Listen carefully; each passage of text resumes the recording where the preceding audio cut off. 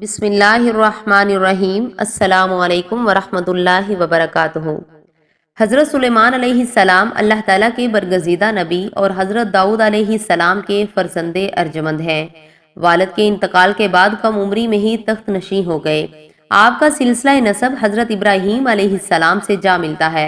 हाफ़िज़ इब्ने कसीर ने लिखा है कि अल्लाह ताला ने हज़रत सुलेमान अलैहिस्सलाम को बहुत से मोजज़े अता फरमाए। आप जानवरों की बोलियां समझ लेते थे, हवा पर आपका काबू था, आपका तख्त हवा में उड़ा करता था, यानी सुबह और शाम मुख्तलिफ सिमतों को एक एक माह का फासला तय कर लिया करते थे। इमाम हुसैन अलैहिस्सलाम की शहादत के मुतालिक पहली उम्मतों में आने वाले पैगम्बरों को भी आगाह किया गया, खुसूसन बनी इसराइल के अंबियाई कराम को। लिहाजा हजरत सुलेमान अलैहिस्सलाम का एक मशहूर वाक़या है जो शहादत हुसैन की अजमत और मर्तबे की गवाही देती है। हजरत सुलेमान अलैहिस्सलाम अल्लाह के एक बरगज़ीदा नबी थे जिनको बहुत सारे मोजज़ात अता किए गए। इन मोजज़ात में एक अजीम मोजज़ा हवा का आपके लिए मुसख्खर होना है। हवा को आप अलैहिस्सलाम के ताबे बना दिया गया था।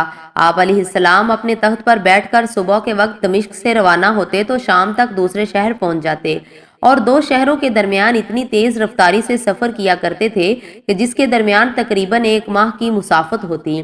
एक दिन हजरत सुलेमान अलैहिस्सलाम अपने अर्श पर बैठे थे और हवा उस अर्श को उड़ाए लिए जा रही थी। जब इस तख्त का गुजर सहराए करबला के ऊपर से हुआ तो मैदान करबला की हवा ने अर्श को 3 मरतबा ऐसी हरकत दी कि हजरत सुलेमान अलैहिस्सलाम को गिरने का खौफ हुआ। इसके बाद हवा ठहर गई और अर्श जमीन पर उतरा। सुलेमान अलैहिस्सलाम ने हवा पर अताब किया कि वो क्यों ठहर गई है, क्या सबब था। हवा ने अर्ज किया कि इसका सबब ये था कि इस जमीन पर हुसैन शहीद होगा। हजरत सुलेमान अलैहिस्सलाम ने पूछा कि हुसैन कौन है।